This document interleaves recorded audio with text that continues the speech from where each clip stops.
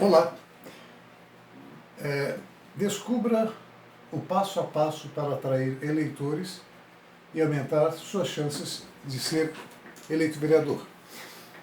Essas escolas do passo a passo, elas seguem a lógica da estratégia publicitária para se eleger. Não é escola política. Muitos candidatos gastam dinheiro com publicidade errada. A escola propõe ajudá-los a gastar o dinheiro de forma mais proveitosa. É uma modalidade de agência de emprego escola. Por tabela, ela surgiu em função da inoperância política do sistema parlamentar municipal em responder aos anseios da população. Será só isso? Com relação à política, a função do vereador, na realidade, ela é duvidosa com relação àquilo que significa representar os interesses da população e o que diz a lei sobre o poder legislativo da esfera municipal. Nós veremos isso mais adiante.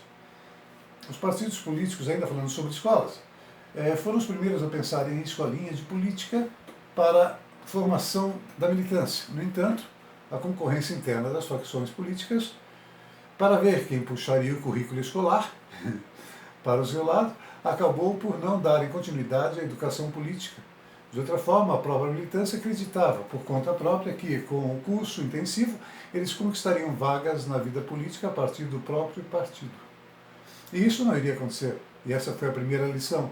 A segunda foi quando os supostos professores de política fundaram a própria instituição revolucionária, o Foro de São Paulo, que nunca contou com a militância.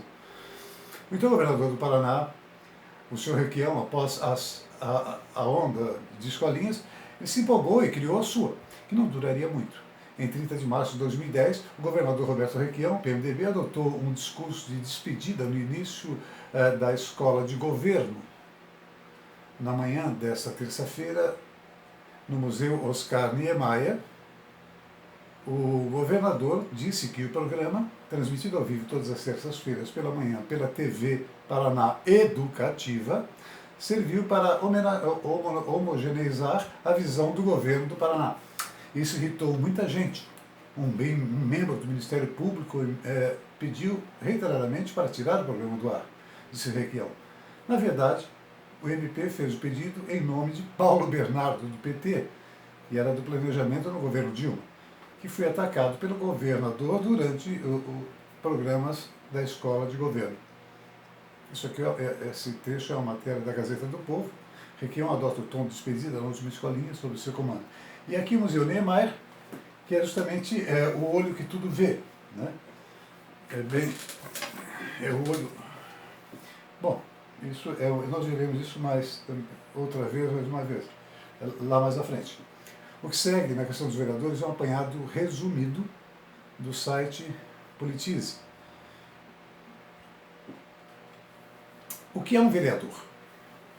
O vereador é um agente político eleito para a sua função. Trabalha no poder legislativo da esfera municipal, da federação. São 3 esferas do poder: a União, estados, 27 estados e 5.750 municípios. O Paraná tem 399 municípios, conta com uma população de 11.434.000, né? Essa aqui são as esferas do poder. E qual a principal função de um vereador? Como integrante do poder legislativo municipal, o vereador tem como função representar os interesses da população perante o poder público. Esse é o objetivo final de uma pessoa escolhida como representante do povo. E como um vereador pode representar na prática os eleitores? De fato, o tempo que ele leva, o tempo que ele tem é legislando. Algo estranho. A lei diz que vai representar os interesses da população, mas impõe limites institucionais na esfera municipal. O que é o mesmo que um empresário achar que pode melhorar a economia capitalista e o Estado que concentra poderes. O vereador é um agente do poder legislativo e, por isso, tem a competência para cuidar das leis. Mas tem um detalhe muito importante. Quais leis um vereador pode tratar? Ora, o mandato de vereador é restrito à esfera dos municípios. Não seria o mandato do vereador é restrito à esfera do seu município? Mas a lei diz dos municípios. Há algo de confuso nisso. O mandato é restrito ao seu município, mas os vereadores interagem entre municípios. Isso é um fato. Por exemplo, você tem aqui o VEPAR, que é a União dos Vereadores do Paraná. Aqui você tem a CAMOP, Associação de Câmaras e Vereadores do Oeste do Paraná.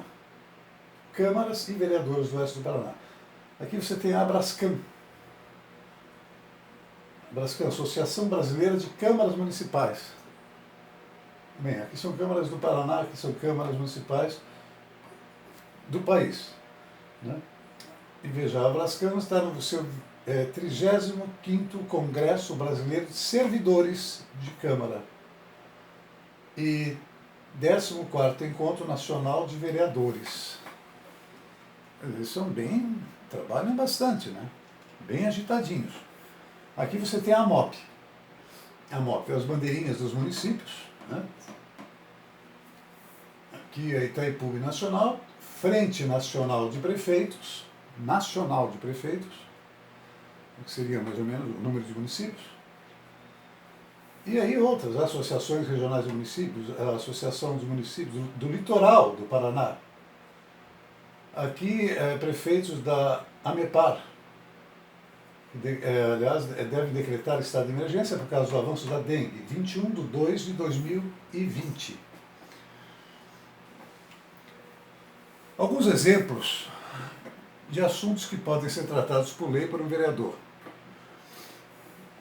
Mudança, criação ou extinção de tributos municipais, criação de bairros, estabelecer perímetro urbano, sugerir ruas e avenidas, estabelecer regras de zoneamento, em azul, determinar tombamento de prédios, etc., aprovar os documentos orçamentários, deliberar e votar o plano diretor, aprovar o plano municipal de educação. Todos esses assuntos estão atualizados na Câmara Municipal de Foz do Iguaçu, com exceção de o que diz sobre o tombamento. Aqui tem a mudança, criação ou extinção de tributos municipais. Os vereadores podem legislar sobre o ITBI, o ISS e o IPTU. Coincidência ou não, no dia 21 de setembro de 2018, quando se tentou tratar do tema ISS-QN na hotelaria, curiosamente houve falta na sessão de um vereadora, depois prisão e suspensão no parlamento. Bem, aqui você tem os 3 tipos de impostos, federais, estaduais e municipais. Aqui tem um livro interessante sobre impostos. Aqui um trecho do livro, Impostos sobre a Propriedade Predial e Territorial Urbana. O outro trecho diz sobre impostos e serviços de qualquer natureza. Eu pensei que fosse constar o ISS-QN, qualquer natureza, mas constaram. Bom, outra lei aqui diz, lei altera nomes de bairros de Foz do Iguaçu. Né? Criação de bairros, estabelecer perímetro urbano e tal. Chico Brasileiro e a Câmara não alteraram os nomes dos bairros? Podiam fazer isso? Sim, podiam. Esse azul aqui está aqui porque determinaram o tombamento de prédios como patrimônio público, preservando a memória do município. Isso lembra os prédios e galpões abandonados há décadas. Né? Esses pequenos são apenas os indicativos de onde eu tirei a foto e as referências. Né? Aqui, por exemplo, leis municipais, isso aqui é de Foz do Iguaçu, são as leis municipais. Aprovar documentos orçamentários do município, elaborar e deliberar e votar o plano diretor. Bem, aqui está o plano diretor, né? Plano diretor, sustentável, tal. É a parte integrante do processo de planejamento municipal, tal. As diretrizes orçamentárias e o orçamento anual, incorporar as políticas públicas, programas, projetos, etc. Aqui já é sobre execução orçamentária, né? Foz do Iguaçu. Foz do Iguaçu, execução orçamentária, tudo isso segue a regra normal. Aí chega a questão do aprovar o plano municipal de educação do município, né?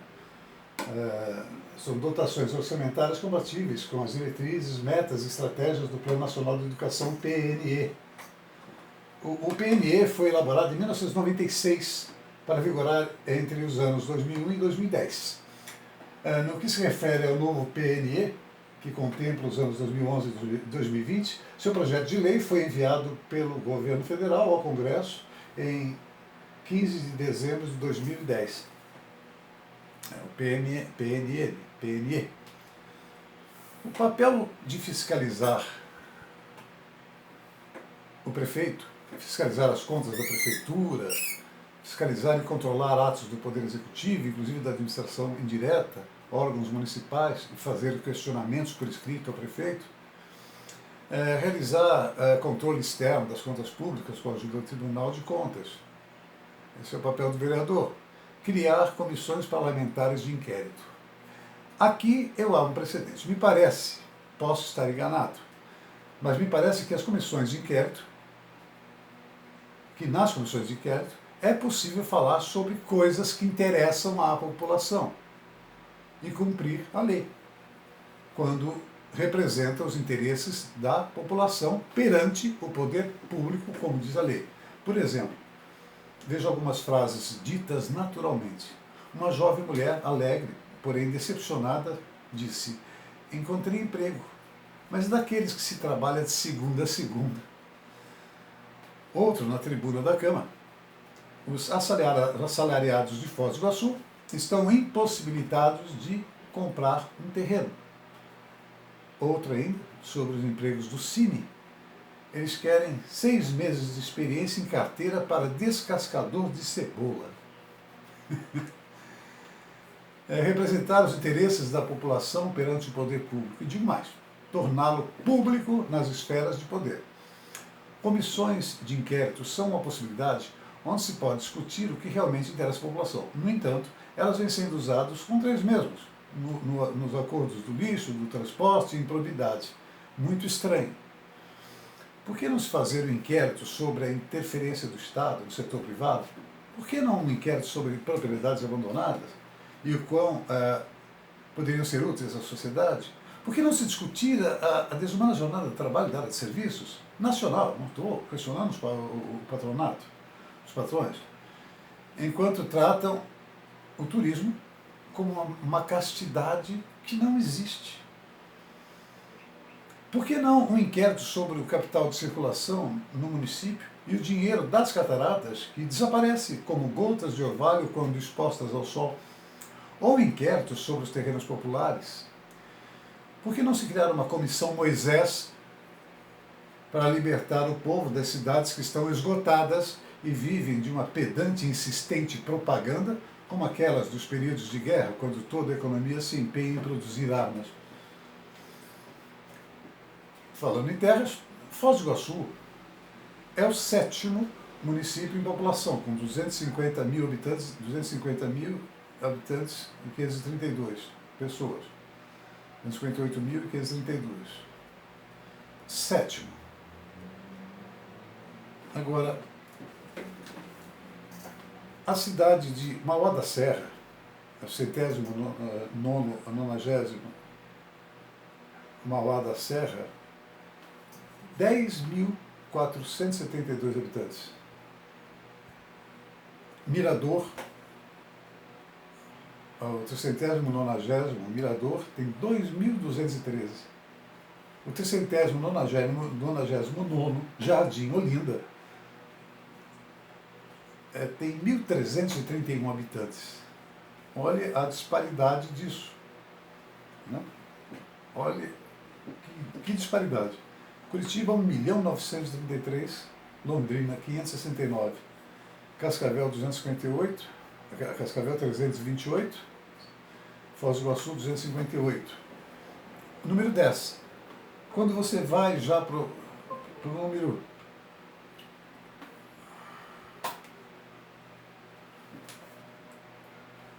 número 180, 11 mil. Né? Então é uma disparidade muito grande. Devia ser pensado isso. Quais direitos o vereador possui? Imunidade parlamentar, direito à renúncia, direito à remuneração, direito a exercer outra função. Né? Exercer outra função. Direito a exercer outra função quer dizer, como vereador ele pode exercer outra função. Um vereador, digamos,